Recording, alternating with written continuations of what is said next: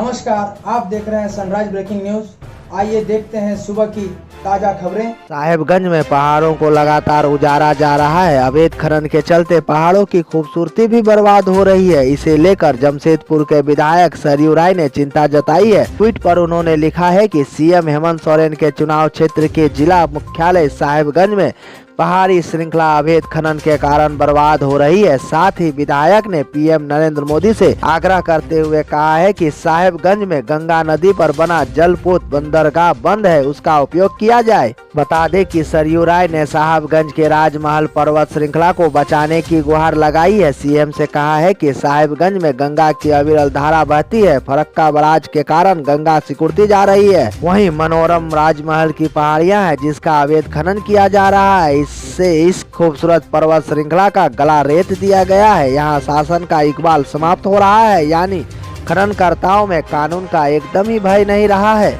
राज्य सरकार किसानों के लिए ऋण माफी योजना पर लगी है। अब वहीं इसमें बिचौलियों के हावी होने की खबर भी आ रही है। कृषि मंत्री बादल पत्रलेख ने इसे गंभीरता से लिया है। गुरुवार को विभागीय समीक्षा के दौरान अधिकारियों से कहा कि ऋण माफी में बिचौलिए किसानों का भयादोहन कर रहे हैं। जिस भी बैंक के ब्रांच से ऐसे मामले सामने आएंगे उसके अधिकारियों और बिचौलियों के खिलाफ प्राथमिकी दर्ज की जाए। बैठक के बाद प्रेस कॉन्फ्रेंस में कहा गया कि विभाग को 2020-21 की पीएल खाते में अंतरिम की गई राशि को तेजी से खर्च किए जाने का निर्देश दिया गया है। राज्य सरकार ने पहली बार आउटकम बजट लाया है, ऐसे में मॉनिटरिंग की आवश्यकता है।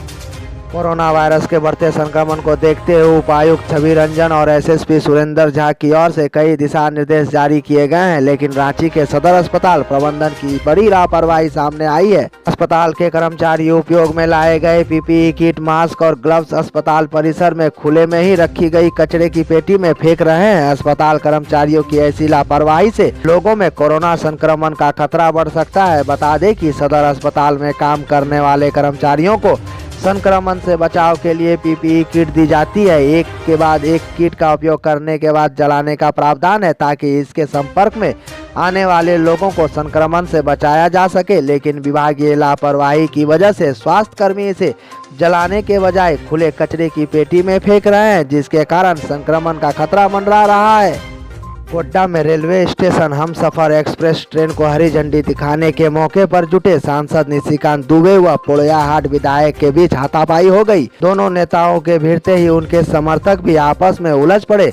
बता दें कि ट्रेन परिचालन का श्रेय लेने के लिए सांसद दुबे व विधायक इरफान अंसारी के बीच पिछले कई दिनों से ट्विटर पर वार चल रहा था। दोनों एक दूसरे के खिलाफ जमकर बयानबाजी कर रहे थे। आज जब ट्रेन शुभारंभ के मौके पर सभी जुटे तो सांसद विधायक आपस में उलझ गए। मालूम हो कि हमसफर एक्सप्रेस ट्रेन के रूप में गोड्डा से पहली बार ट्रेन सेवा की शुरुआत हो रही है, जिसका श्रेय लेने के लिए स्थानीय नेताओं में होड़ लगी है। खासकर सांसद निशिकांत दुबे व इरफान अंसारी आमने सामने आ गए थे। एक दिन पूर्व इरफान ने कहा था कि यदि सांसद निशिकांत दुबे ट्रेन को हरी झंडी दिखाने के मौके पर पहुंचते हैं तो उन्हें खदेड़ दिया जाएगा, जिसका जवाब भी सांसद ने दिया था। आशंका यह थी कि दुबे व इरफान के बीच भिड़ंत हो सकती है, लेकिन आज भिड़ गए प्रदीप यादव और निशिकांत दुबे। पलामू जिले के विश्रामपुर प्रखंड के झरना तोला के ग्रामीणों को 30-30 हजार का बिजली बिल दे दिया गया है, जिसे लेकर ग्रामीणों ने कांग्रेस पार्टी के पलामू जिला अध्यक्ष को एक ज्ञापन सौंपकर बिजली विभाग की कारगुजारी को बताया है। कहा है कि कनेक्शन दिया ही नहीं है, लेकिन बिजली बिल भेजा जा रहा है। दर्जनों की संख्या में पहुंचे महिला पुरुष बताया कि 4-5 साल पूर्व जब गांव में बिजली लगाने का कार्य हो रहा था, हम सभी मजदूरों से काम करवाया गया और मजदूरी भुगतान के नाम पर बैंक पासबुक, आधार कार्ड मांगा गया था। अब 5 साल बाद हम सभी को इस 30 हजार का बिजली बिल भेज दिया गया है, जबकि हम लोग खुद सरकार के द्वारा दी गई भूमि में गुजर बसर करते हैं। काशी विश्वनाथ मंदिर और ज्ञानवादी मस्जिद मामले में पुरातात्विक सर्वेक्षण मामले में कोर्ट का फैसला आ गया है। पुरातात्विक सर्वेक्षण को कोर्ट ने मंजूरी दे दी है। साथ ही सर्वेक्षण का सारा खर्चा सरकार करेगी, ये निर्णय भी कोर्ट ने सुनाया है। वाराणसी फास्ट ट्रैक कोर्ट में मामले को लेकर बहस चल रही थी। बता दें कि श्री काशी विश्वनाथ मंदिर और ज्ञानवादी मस्जिद मामले में 2019 दिसंबर से पुरातात्विक सर्वेक्षण कराने को लेकर कोर्ट में बहस चल रही थी। वाराणसी फास्ट ट्रैक कोर्ट के जज आशुतोष तिवारी ने काशी विश्वनाथ मंदिर और ज्ञानवादी मस्जिद मामले में अहम फैसला सुनाया। वाराणसी फास्ट ट्रैक कोर्ट के जज आशुतोष तिवारी ने सर्वे कराकर आख्या प्रस्तुत करने का आदेश दे दिया है। बता दें कि पहली बार 1991 में वाराणसी सिविल कोर्ट में स्वयंभू ज्योतिर्लिंग भगवान विश्वेश्वर की ओर से ज्ञानवादी में पूजा की अनुमति के लिए याचिका दायर की गई थी। जमशेदपुर सेंट्रल गुरुद्वारा प्रबंधन कमेटी में प्रधान पद को लेकर चल रहा विवाद एक बार फिर से सड़क पर आ गई है। जमशेदपुर में गुरुचरण सिंह बिल्ला के समर्थक और सीजीपीसी के प्रधान गुरुमुख सिंह मुखे के बीच जमकर मारपीट हुई। पुलिस के हस्तक्षेप के बाद फिलहाल मामले को शांत कराया गया, लेकिन दोनों तरफ से पुलिस में प्राथमिकी दर्ज कराई जा रही है। बताया जा रहा है कि साक्षी स्थित सेंट्रल गुरुद्वारा प्रबंधन कमेटी के कार्यालय में गुरुचरण सिंह बिल्ला के समर्थक जबरन घुसकर हंगामा करने लगे, जिसका विरोध सीजीपीसी के प्रधान गुरुमुख सिंह एवं उनके समर्थकों द्वारा किया जा रहा था। वहीं इस बीच दोनों के बीच जमकर हाथापाई हुई। पुलिस के हस्तक्षेप के बाद दोनों के समर्थकों को अलग किया गया।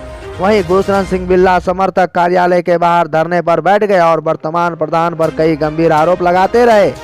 छत्तीसगढ़ के बीजापुर में नक्सलियों की मुठभेड़ के बाद अपहृत किए गए जवान राकेश्वर सिंह को नक्सलियों ने छोड़ दिया। बताया जा रहा है कि राकेश्वर इस समय तरेम में 168वीं बटालियन के कैंप में है। बीजापुर जिले के तरेम थाना क्षेत्र के टेकलगुड़ा में नक्सलियों से मुठभेड़ के दौरान जवान राकेश्वर मनहास को अगवा कर लिया गया था। 4 दिन के बाद नक्सलियों ने उसकी तस्वीर तो जारी की पर रिहा नहीं किया। नक्सलियों ने पर्चा जारी कर कहा था कि सरकार जवान को छुड़ाने के लिए मध्यस्थ की नियुक्ति करे। सरकार द्वारा गठित 2 सदस्यीय मध्यस्थता टीम के सदस्य पद्मश्री धर्मपाल सैनी और गोडवाना समाज के अध्यक्ष तेलम वरैया समेत सैकड़ों ग्रामीणों की मौजूदगी में नक्सलियों ने जवान को रिहा किया। जवान की रिहाई के लिए मध्यस्थता करने गई टीम के साथ बस्तर के 7 पत्रकारों की टीम भी मौजूद रही। नक्सलियों के बुलावे पर जवान को रिहा कराने बस्तर के बीहड़ में वार्ता 11 सदस्यीय टीम के साथ पहुंची थी।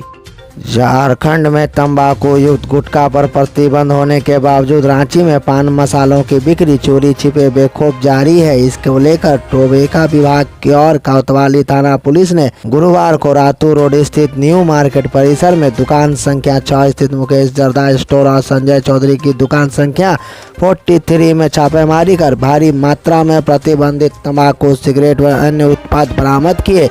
मौके पर मौजूद food safety officer SL Kullu ने बताया कि जानकारी मिली थी कि उक्त दुकान में चोरी छिपे प्रतिबंधित गुटखा पान मसालों की बिक्री हो रही है। सूचना पर दुकान और गोदाम में छापेमारी कर तंबाकू उत्पाद, सिगरेट, रजनीगंधा, कमला पसंद, दिलरुबा सहित अन्य सामान बरामद किए गए हैं। बताया गया कि मुकेश जर्दा स्टोर की दुकान एवं गोदाम से लगभग 1.5 लाख एवं संजय चौधरी की दुकान से लगभग 40,000 का प्रतिबंधित गुटखा पान मसाला मिला है।